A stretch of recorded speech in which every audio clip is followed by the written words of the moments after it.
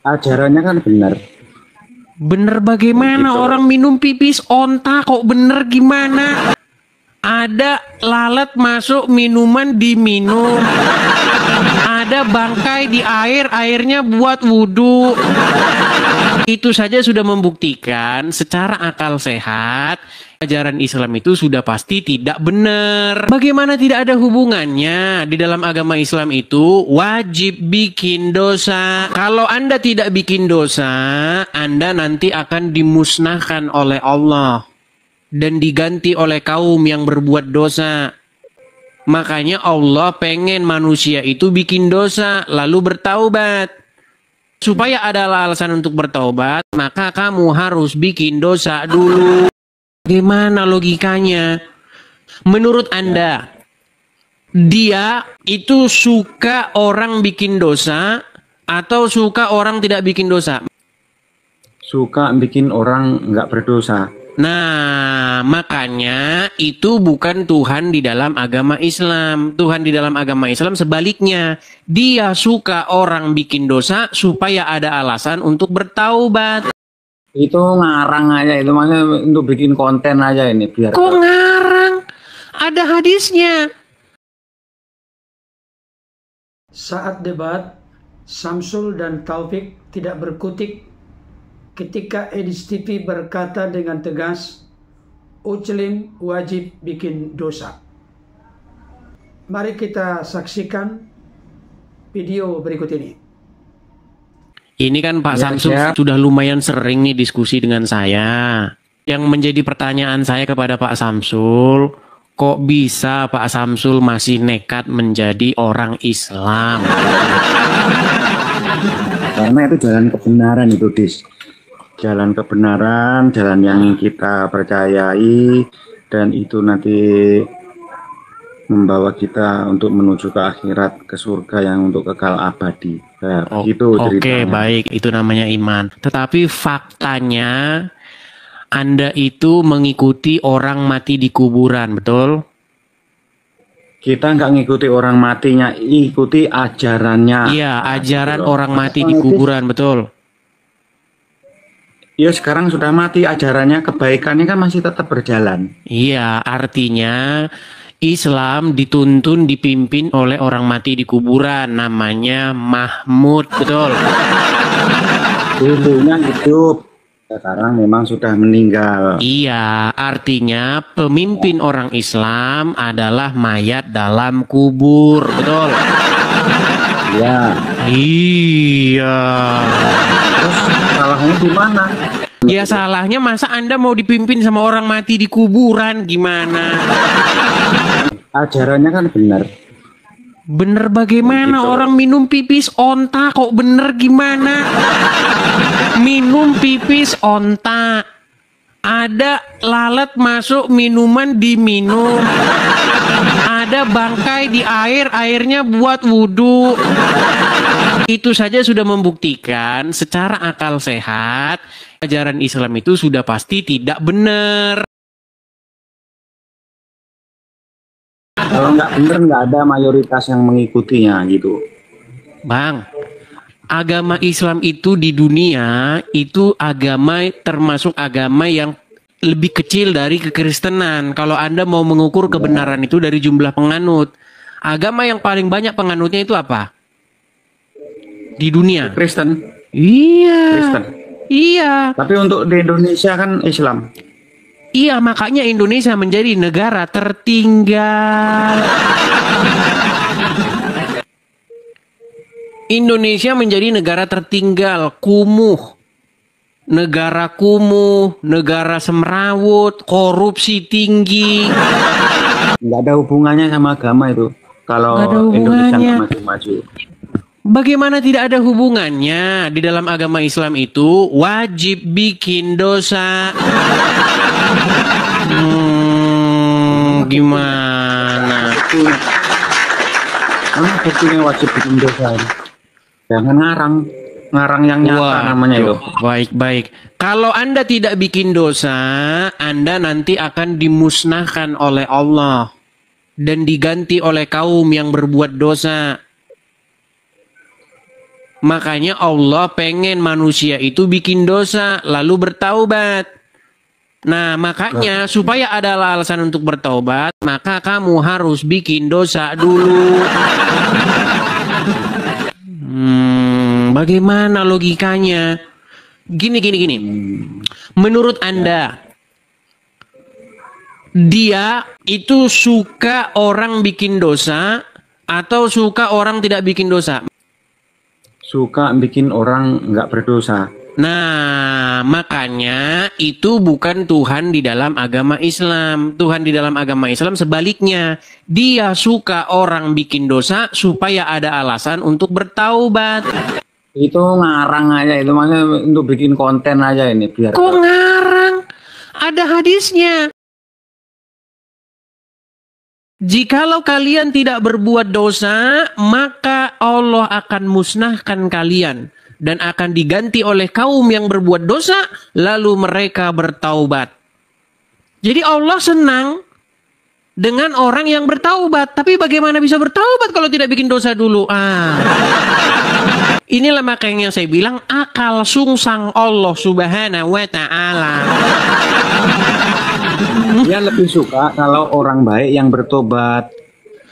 Itu. Bagaimana orang baik bertaubat? Apa yang mau ditaubatkan? Ya supaya lebih baik lagi. Begitu. Bagaimana ada orang yang tidak berbuat dosa lalu dia bertaubat? Bertaubat dari apa? Ya buktinya orang yang sudah benar aja kan kadang doanya minta. Iya, bertobat dari apa dia? Benar. Kalau orang tidak berbuat dosa, dia mau bertobat dari apa?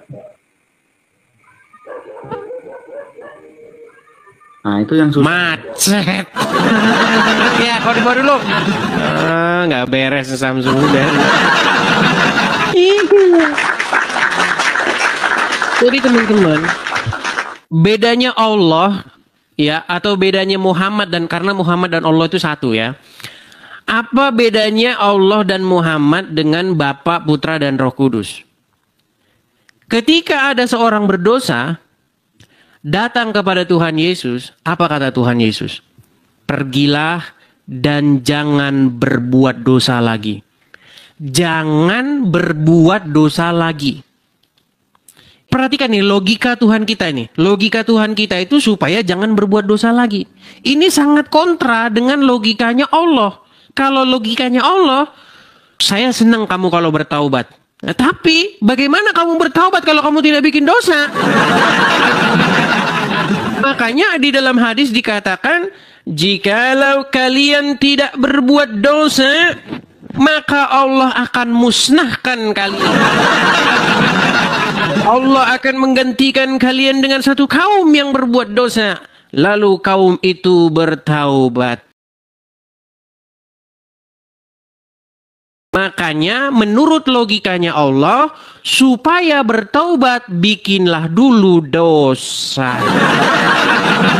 Makanya tak henti-hentinya umat Islam membuat dosa. Itulah makanya saya bilang kesesatan daripada Allah.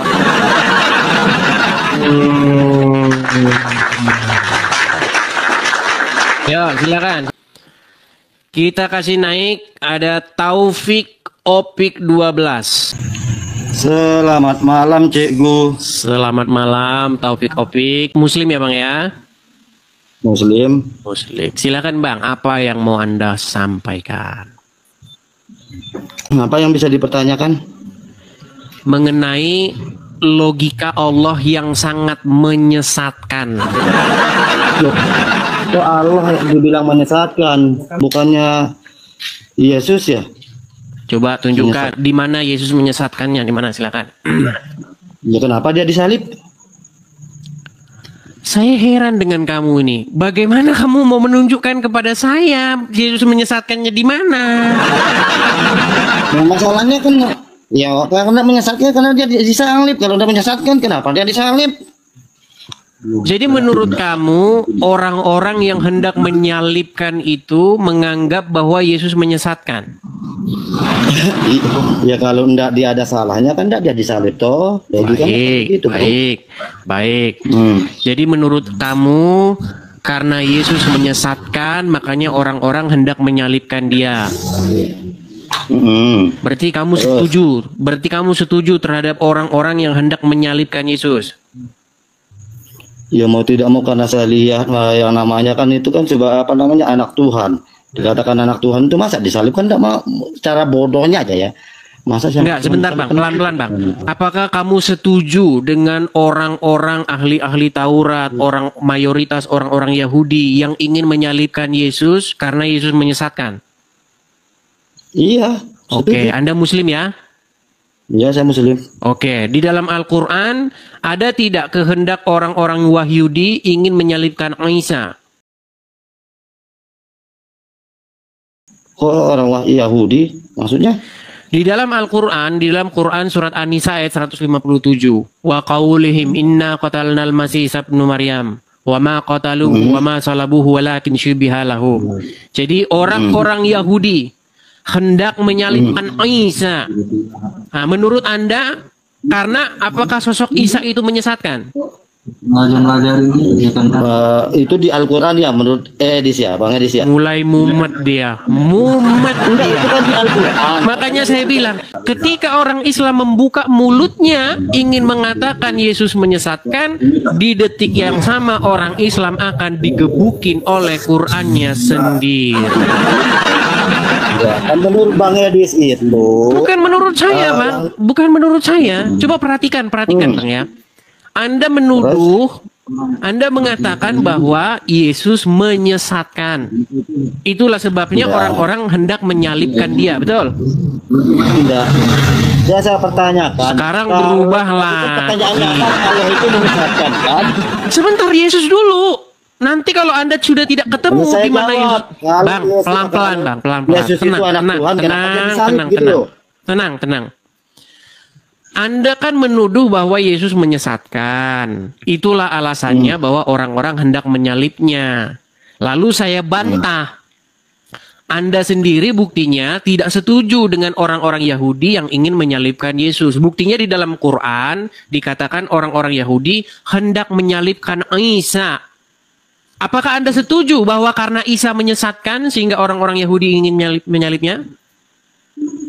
Ya, karena dia menyesatkan makanya disalib. Nah, berarti Anda setuju bahwa Nabi Isa menyesatkan sehingga hendak disalib? Enggak, kalau iya kan menurut kami kan itu nabi. Tapi kenapa dasar apa saudara Edis itu menganggap dia itu sebagai anak Tuhan? Lompat Gitu loh. lagi kan? Lompat lagi. Bang, yang kita bahas ini Bang, apakah Anda setuju bahwa karena sosok itu menyesatkan orang Yahudi? Yang pastinya saya tidak setuju lah. Nah, tidak setuju.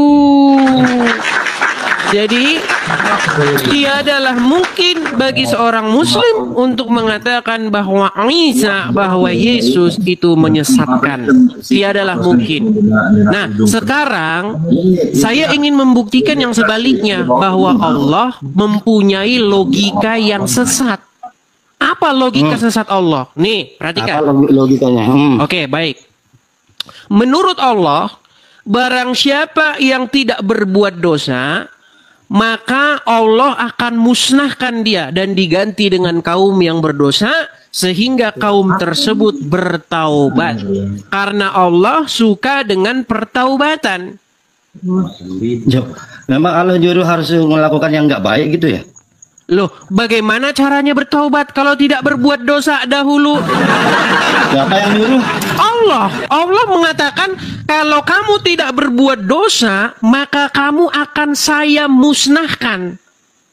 Nggak mungkin. Nah, baik, kita tunjukkan dalilnya. Makanya saya bilang, Bang, inilah logika sesat Allah. Makanya Bang, barang siapa yang mempelajari tentang sifat-sifat Allah, maka disitulah dia akan membuang Allah tersebut. Baik, saya tunjukkan dalilnya. Kalau itu ngajarin kita kehidupan Saya sesat kan nggak tunjukkan mungkin. dalilnya. Saya tunjukkan dalilnya. Ya. Tenang Bang, jangan emosi, sabar. Jangan emosi. Kita diskusi dengan baik di sini. Saya tunjukkan ya. Baik, saya tunjukkan. Saya balikkan kamera saya. Sungguh nekat yang nyata ini, wahai orang-orang Islam. Mereka tidak tahu isi daripada ajarannya. Perhatikan. Perhatikan ya. Hadis, seandainya tidak berbuat dosa, niscaya Allah akan memusnahkan kamu. Nah, ini lihat nih, makanya bikin dosa loh. Sebentar, saya bacakan dulu Pak. Saya bacakan dulu. Ini ada pertanyaan. Assalamualaikum Dato. Mana Kak? Saya ingin bertanyakan soalan. Boleh jelaskan kepada kami? Dengar loh Bang. Demi zat yang jiwaku di tangannya, seandainya kamu tidak berbuat dosa sama sekali, niscaya Allah akan memusnahkan kamu seluruhnya. Jadi menurut Allah, kamu harus bikin dosa supaya nanti ada alasan untuk bertaubat. Kalau tidak bikin dosa, gimana caranya mau bertaubat? Nah, inilah logika sungsang Allah. Udah. Silakan. Oke. Yang saya herankan, Bang Edi sendiri kan tidak percaya sama Al-Quran. Betul tidak? Betul. Karena ajarannya begini, bagaimana saya mau percaya? Kalau bilang mana tuh hadis mengatakan seperti itu, kok kayak abang itu kayak orang kesurupan percaya banget dengan tulisan yang Al-Quran yang seperti yang nggak dipercayakan tadi, Bang. Justru karena isinya seperti itu, makanya saya tidak memeluk agama Islam. Berikan alasan yang logika lah. Katanya kan tidak percaya. Oke. Tapi sekarang bilang berarti menurut ajaran tersebut, umat muslim harus bikin dosa nggak? Berarti menurut hadis tadi, umat muslim harus bikin dosa nggak? Enggak seharusnya. Kalau tidak bikin dosa dimusnahkan, bagaimana sih ini orang ini? Tapi dasarnya Allah akan memusnahkan, Allah akan memusnahkan suatu kaum kalau kaum tersebut tidak berbuat dosa. Bentar, Bang Iris bilang tidak percaya Al-Quran dan hadis, betul tidak? Tidak percaya karena isinya seperti itu. Nah, karena tuh sekarang kenapa kayak orang percaya banget memvonis Allah Subhanahu Wa Taala seperti itu? Bang, yang dimaksud tidak percaya di situ adalah tidak mengimaninya. Saya tidak mengambilnya sebagai satu pedoman hidup. Itu maksudnya. Kenapa saya tidak mengambil satu pedoman hidup? Karena ajarannya melawan akal sehat.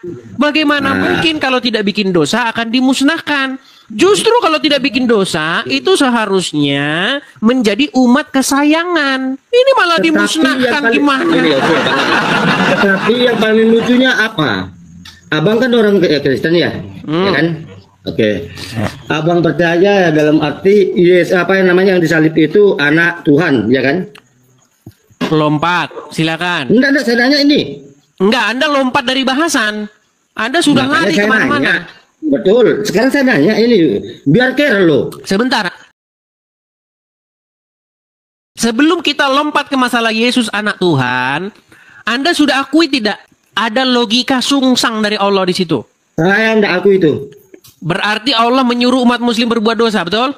Tidak pernah. Kalau tidak berbuat dosa akan dimusnahkan, betul? Seandainya pun dia yang menyuruh, dengar ya baik-baik ya. Seandainya Tuhan itu pun yang menyuruh, kenapa? Jelek baiknya itu dari saya, tapi saya berikan kau itu akal dan pikiran. Tenang.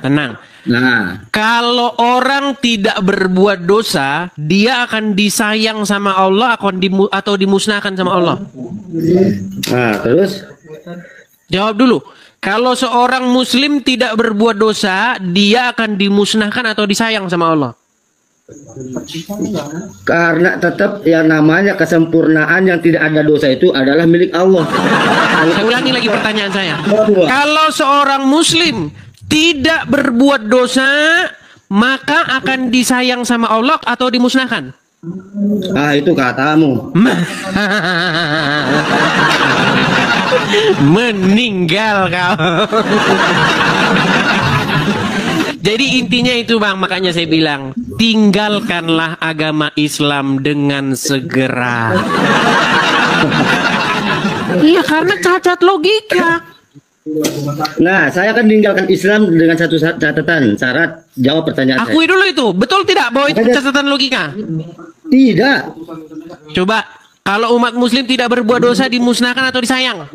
Itu katanya Bang Edis. Saya tunjukin lagi hadisnya. Anda yang baca hadisnya ya. Saya nggak percaya Al-Quran dan hadis. Kenapa harus Anda yang membaca buku? percaya kepada Quran dan hadis. Yang bego itu siapa ya, kelihatan. Yang Anda maksud percaya di sini apa? Iya, percaya Al-Quran dan hadis. Yang saya maksud percaya di sini adalah mengambilnya sebagai pedoman hidup. Apakah Anda mengambilnya Itu sebagai kan pedoman hidup? Kan Sebentar, apakah Anda mengambilnya sebagai pedoman hidup? Tidak sebagai pedoman hidup, karena saya punya akal dan pikiran. Mana? Nah, berarti Anda tidak percaya lagi kepada hadis. Makanya saya bilang teman-teman, barang siapa yang mendalami hadis, maka sudah dekat waktunya dia akan melemparkan hadis tersebut ke tong sampah. Nah, Sudah saya bilang.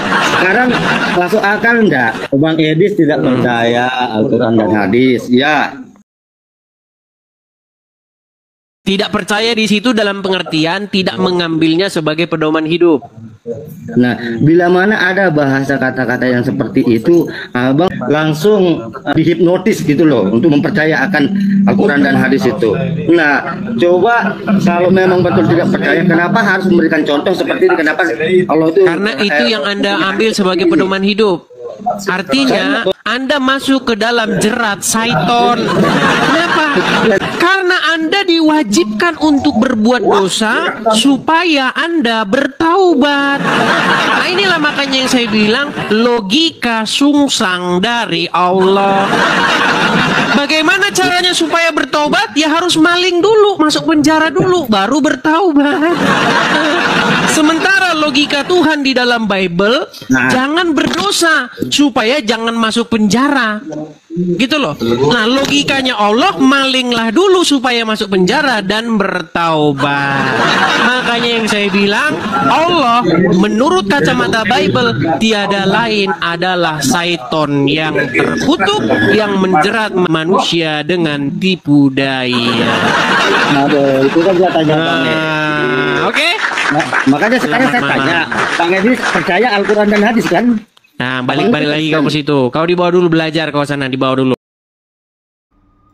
Pertama-tama perlu saya tegaskan, saya tidak akan mengintervensi, mencampuri atau mengurusi doktrin, ajaran, dan keyakinan dari saudara kita Samsul dan juga Taufik. Saya hanya memaparkan doktrin ajaran dari sudut pandang Alkitab. Alkitab berulang-ulang memberikan konfirmasi dan penegasan supaya umat Tuhan, orang-orang percaya, gereja Tuhan benar-benar menjaga kekudusan dalam hidup. Hal itu jelas terlihat di dalam 1 Petrus 1 ayat 15 sampai 16. Tetapi hendaklah kamu menjadi kudus di dalam seluruh hidupmu, sama seperti Dia yang kudus, yang telah memanggil kamu. Sebab ada tertulis, kuduslah kamu, sebab aku kudus. 1 Tesalonika 4 ayat 7 berkata demikian. Allah memanggil kita bukan untuk melakukan apa yang cemar, melainkan apa yang kudus. Jadi panggilan orang-orang Kristen atau orang percaya adalah panggilan untuk hidup dalam kekudusan. Tidak boleh kompromi dengan dosa. Karena Allah sangat membenci dosa, tetapi di dalam kasih karunia-Nya Allah mengasihi orang berdosa yang mau datang menyerahkan, mempersembahkan hidupnya kepada Allah. Matius 5 ayat 37. Ini ayat yang sangat populer, terkenal di kalangan kekristenan. Jika ya, hendaklah kamu katakan ya. Jika tidak, hendaklah kamu katakan tidak. Apa yang lebih daripada itu berasal dari si jahat. Tidak ada istilah abu-abu. Tidak ada istilah tidak jelas. Katakan ya jikalau ya, katakan tidak jikalau tidak. Kalau sudah lebih daripada itu, maka itu berasal dari si jahat. Yesus begitu tegas menyampaikan ini dalam ajarannya di bukit kepada murid-muridnya dan kepada orang-orang yang mengikutinya. Dalam sebuah momen kesempatan, ada ahli-ahli Taurat dan orang-orang Farisi membawa kepada Yesus seorang perempuan yang kedapatan berbuat zina. Maka mereka bertanya kepada Yesus, menurut hukum Musa, maka perempuan yang demikian harus melempari perempuan itu dengan batu. Kemudian mereka bertanya, menurut engkau perempuan ini mau diapakan? Maka Yesus pun berkata kepada mereka, barang siapa di antara kamu yang tidak berdosa, baiklah dia yang pertama melempar perempuan itu dengan batu. Yang terjadi kemudian adalah, maka mereka pun pergi satu persatu, dimulai dari yang tertua. Barangkali kenapa dari yang tertua?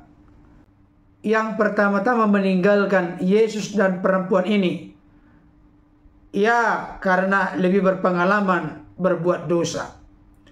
Tapi apakah kata Yesus kepada perempuan ini? Apakah Yesus kompromi dengan perempuan yang berzina ini? Tidak. Di dalam Yohanes 8 ayat 11, Yesus jelas berkata begini. Lalu kata Yesus, aku pun tidak menghukum engkau. Pergilah dan jangan berbuat dosa lagi mulai dari sekarang. Yesus tegas berkata, jangan berbuat dosa lagi mulai dari sekarang. Artinya, Yesus tidak suka siapapun untuk berbuat dosa atau hidup di dalam perhambaan perbudakan dosa. Bahkan maksud dan tujuan kedatangan Yesus rela mati dengan cara disalibkan sesuai dengan rencana dan kehendak Bapa adalah untuk membebaskan manusia dari ikatan perhambaan perbudakan dosa, dari kuasa iblis dan kuasa kematian yang kekal.